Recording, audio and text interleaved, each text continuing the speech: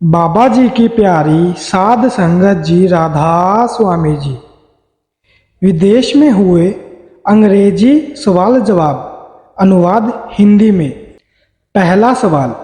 एक लड़के ने पूछा, मैं अभी तक राधा स्वामी मत का हिस्सा नहीं बना हूँ।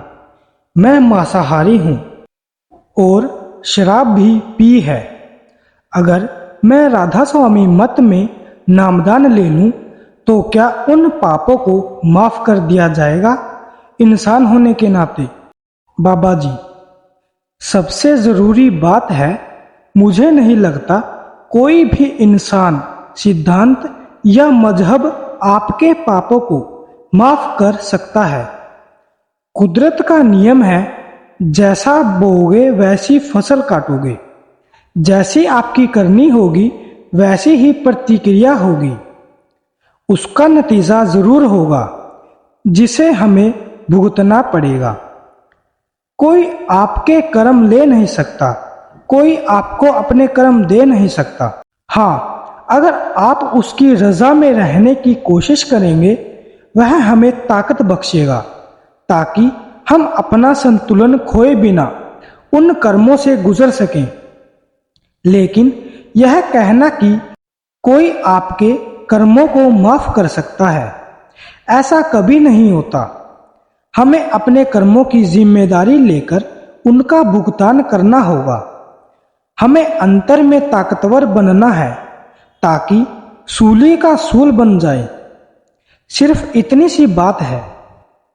जब आप राधा स्वामी मत की बात करते हैं, हम इसे संत मंत कहते हैं, जिसके मायने हैं संतों की तालीम। किसी एक संत की नहीं, संतों की। आपने देखा होगा कि सत्संग में सभी मजहबों के संतों का हवाला दिया जाता है। यह जिंदगी जीने का तरीका है, कोई अलग मजहब नहीं। रूहानी मार्ग पर चलने के मायने हैं कि हम रूहानियत का मूल समझ सकें। आपको यह जानने में मदद मिले कि एक अच्छा हिंदू, सिख, मुसलमान या ईसाई कैसे बने, यानी एक अच्छा इंसान कैसे बने। आपको अपना मजहब बदलने की कोई जरूरत नहीं, कुछ भी छोड़ने की जरूरत नहीं। आपको सिर्फ अपनी जिंदगी में संतुलन बनाकर एक अच्छा इंसान बनना है और परमात्मा के साथ रिश्ता जोड़कर उसका शुक्राना करना है। दूसरा सवाल। मुझे यह मौका देने का शुक्रिया। मेरा सवाल है कि कभी कभी हम बहुत मुश्किल हालात से गुजरते हैं, जहां हमें कुछ फैसले लेने पड़ते हैं, लेकिन कई बार कुछ सही या गलत नहीं समझ आता। हमें फैसला लेना पड़ता है और उसका नतीजा भुगतना पड़ता है। इस दौरान कभी कभी हम अपने करीबी रिश्तेदारों का दिल दुखाते हैं। फैसला लेने के बाद हमें सचमुच पछतावा होता है, शायद मुझे ऐसा नहीं करना चाहिए था। ऐसे हालात से निपटने का सबसे अच्छा तरीका क्या है? बाबा जी, जिंदगी का मतलब ही है फैसले लेना। एक इंसान का खाना दूसरे के लिए जहर हो सकता है। कोई दवा आप पर असर करती है मगर दूसरे को नुकसान पहुंचा सकती है। एक ही तरीका सब पर लागू नहीं होता, सबकी सच्चाई अलग होती है। यह आपके नजरिए पर निर्भर करता है। अपनी तरफ से हमें करना चाहिए। आप जो भी करते हैं उसे कुछ लोग खुश होंगे और कुछ नाखुश। यह दुनिया की रीत है, आप इसे बदल नहीं सकते, लेकिन आप वही करें जो सही है। अगर आप सही करेंगे तो आप अपने कर्मों को खत्म कर लेंगे। तीसरा सवाल। मेरा सवाल है, कभी कभी मैं विकलांगों की मदद करती हूँ, पर कभी कभी अपना धीरज खो देती हूँ। मैं जानती हूँ कि सभी दिन एक से नहीं होते। कभी कभी मैं शांत होती हूँ, कभी कभी मेरे जख्म हरे हो जाते हैं, यानी गुस्सा आ जाता है। समझ नहीं आता इनसे कैसे निपटूं। बाबा, मैं आपसे सहमत हूँ। हम पर बहुत ज्यादा बोझ है। निराशा में कभी कभी हम अपना आपा खो देते हैं। लेकिन साथ ही हमें यह भी याद रखना चाहिए, जो हम प्यार मोहब्बत से कर सकते हैं वह किसी पर गुस्सा होकर कभी नहीं कर सकते। इसलिए सीखें। मैं मानता हूं कि कभी कभी हम गुस्से हो जाते हैं, लेकिन फिर धीरे धीरे इस पर काबू करने की कोशिश करें। यह समझने की कोशिश करें कि मुझे गुस्सा क्यों आया। यह दूसरे की गलती नहीं है। अगर हमारी जिंदगी ऐसी है, यह उस इंसान की वजह से नहीं जिस पर हम गुस्सा हो रहे हैं। वह हमारी गलतियों का भुगतान क्यों करे।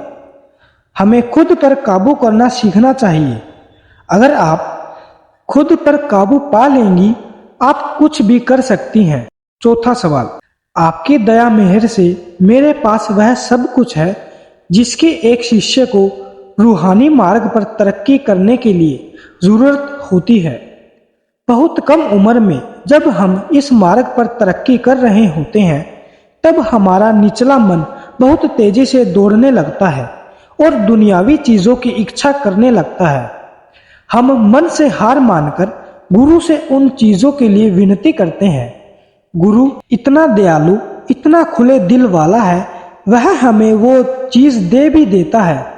जल्द ही हमें एहसास होता है कि हमने कितना गलत सौदा किया है, क्योंकि पहले जब सिर्फ आप, मैं और प्रेम था, हम दुनिया में सबसे ज्यादा माला माल थे। दूसरी तरफ जब हमारे पास दुनिया की सारी नियामतें होती हैं, लेकिन प्रेम और विरह नहीं होता, हम भिखारियों जैसे होते हैं, सबसे गरीब। अब मैं सारा दिन मांगता रहता हूं, लेकिन मुझे वह प्रेम नहीं मिल रहा।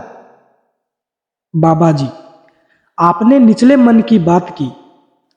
Kabir Sahib has written Kabir, there is only one mind, engage it wherever you like. You can either engage it in devotion to the Guru, or you can engage it in sensual engagements. ऐसा नहीं कि दो मन हैं, एक जो आपको नीचे और बाहर की तरफ ले जाता है और दूसरा जो आपको परमात्मा की तरफ ले जाता है। मन तो एक ही है।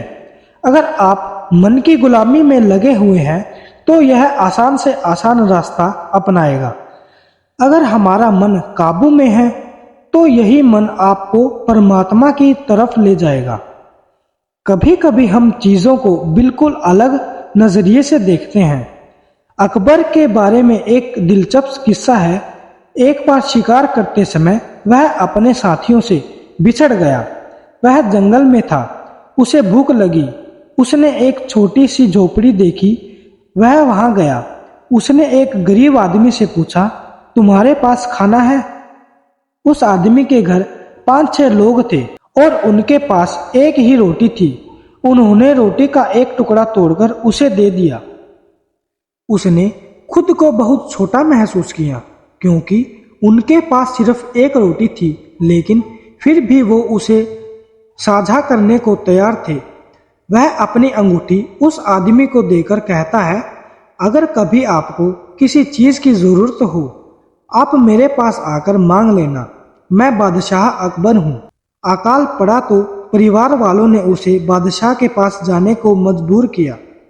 एक दिन वह अंगूठी लेकर बादशाह के पास गया। अंगूठी देखकर सबने उसे बादशाह के पास जाने दिया। वह क्या देखता है? वह देखता है कि बादशाह अकबर इबादत कर रहा है और खुदा से मांग रहा है कि मेरे अनजान के भंडार खाली हैं, मेरे अनाज के भंडार खाली हैं, खजाने खाली हैं, मेरी मदद करो। वह आदमी वापस जाने के लिए मुड़ता है। बादशाह उठकर पूछता है, भले आदमी, तुम्हें क्या चाहिए? आदमी कहता है, मुझसे गलती हो गई। वह कहता है, I only need to secure meals a day. दोनों में से कौन बड़ा भिखारी था?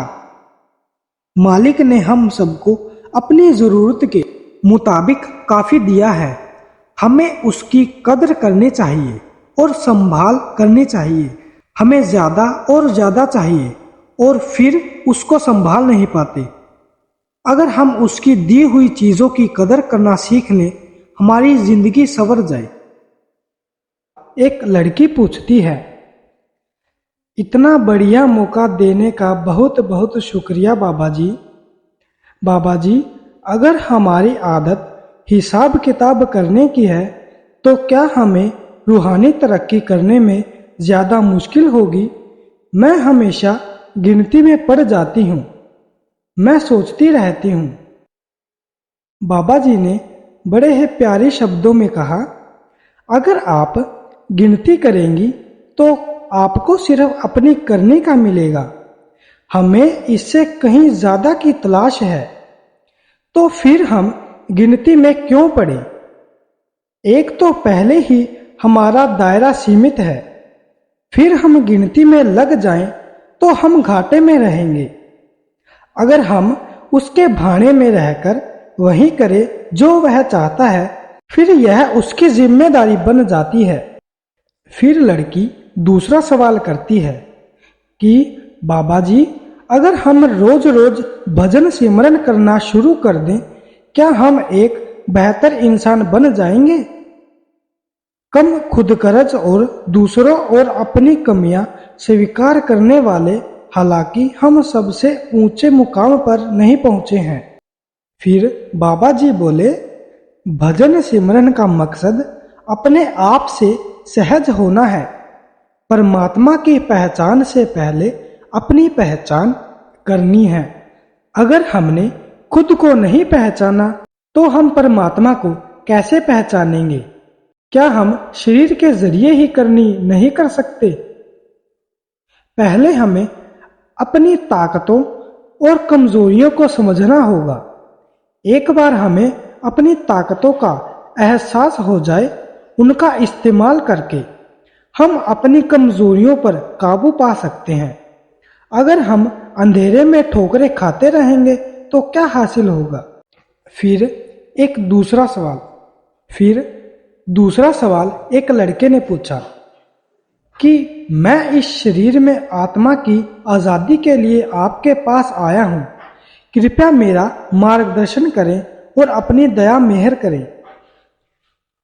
बाबा जी ने उत्तर दिया, न रूहानियत सिखाई जा सकती है न सीखी जा सकती है। रूहानियत अनुभव की जाती है। मालिक ने जब हमें इंसान का जामा दिया, उसने हमें अपने लक्ष्य तक पहुंचने की अक्षमता और सामर्थ्य भी दिया है। हमें यह अपने भजन सिमरन के जरिए करना होगा। जो कुछ भी उसने हमें देना था, उसने दे दिया। अब हमें उसका एहसास करना है। रूहानियत एक एहसास है। हमें अपनी करनी का नतीजा मिलेगा। गुरु सिर्फ वातावरण बना सकता है, मार्गदर्शन कर सकता है। जब तक हम करनी नहीं करेंगे, मांगने से कुछ नहीं होगा। हमें इससे अपनी करनी में जाहिर करना होगा और अपने अंदर महसूस करना होगा। फिर सवाल एक लड़के ने पूछा कि बाबा जी, आपकी हिदायत के मुताबिक पिछले 10 सालों से मैं भजन सिमरन कर रहा हूँ। मुझे अपने दिन का 10वां हिस्सा भजन सिमरन में लगाना चाहिए। मैं दिल लगाकर भजन सिमरन कर रहा हूँ। कृपया थोड़ा और मार्गदर्शन करें। बाबा जी बोले, सूरत अपने आप ऊपर चढ़ेगी। हम सिर्फ सिमरन कर सकते हैं, बाकी सब अपने आप होगा। आप सिमरन शुरू करें और खुद को शब्द से जोड़ने की कोशिश करें। शब्द इरेजेस द इम्प्रिंट ऑफ कर्मा।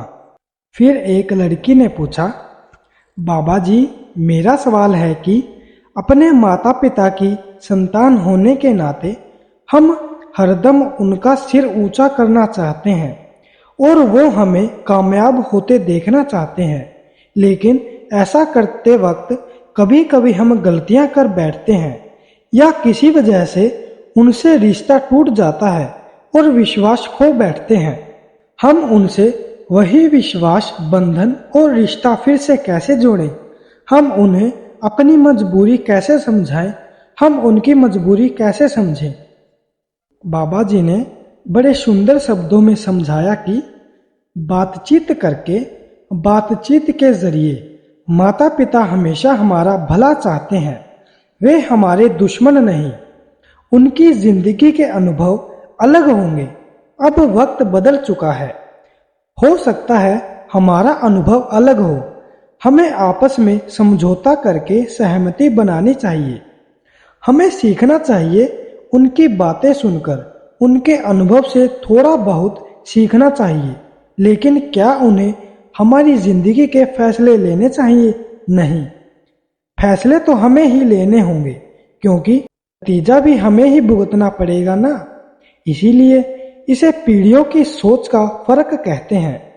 बातचीत सही ढंग से होगी तो कभी कुछ गलत नहीं होगा।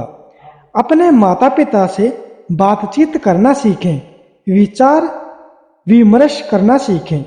आपको कभी भी कठिनाई का सामना नहीं करना पड़ेगा। जब बातचीत बंद हो जाती है, समस्याएं शुरू हो जाती हैं।